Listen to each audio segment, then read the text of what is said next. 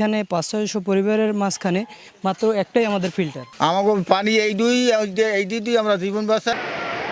সমুদ্র উপকূলে চারদিকে পানি নিয়েই বসবাস বরগুনার পাথরঘাটা উপজেলাবাসীর, অথচ এক ফোঁটা বিশুদ্ধ পানির জন্য হাহাকার করতে হয় পদ্মাগ্রাম সহ আশপাশের এলাকার মানুষকে।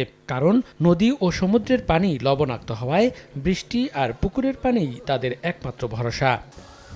এদিকে বৈশাখের প্রখর রোদে অধিকাংশ পুকুর শুকিয়ে যাওয়ায় সুপেয় পানি পাওয়া আরও দুঃসাধ্য হয়ে পড়েছে। ফলে এক কলস পানি সংগ্রহে কিলোমিটারের পর কিলোমিটার হাঁটতে হয় গ্রামবাসীকে। এখানে ৫০০ পরিবারের মাঝখানে মাত্র একটাই আমাদের ফিল্টার। আমাকে পানি এই দুই আমরা জীবন বাঁচাই, এছাড়া কোনো পানি নেই, এছাড়া সব লবণ পানি। আমার ওই একটা পুষ্কুনি আছে, এই পুষ্কুনিটার একটু কোনো রকমের একটু গত্র করে সেটার ভিতরে বৃষ্টির পানি আটকাই রাখি আমরা এটা ব্যবহার করি। কমই গেছে আন পানি টাইনি গেছে আন নই গেছে, খাওয়া যায় না।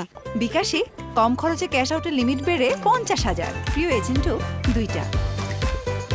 একাধিক উন্নয়ন সংস্থা পানির ফিল্টার বসালেও পুকুরে নাব্যতা কমে যাওয়া এবং চাহিদার তুলনায় পুকুর কমে যাওয়ায় সংকট আরও প্রকট আকার ধারণ করেছে।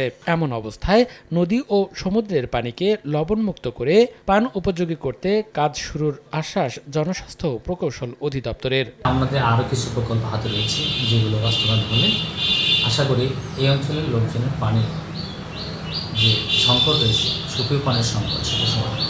পাথরঘাটার পদ্মা গ্রামের প্রায় ৩,০০০ মানুষ বিশুদ্ধ পানির সংকটে রয়েছে।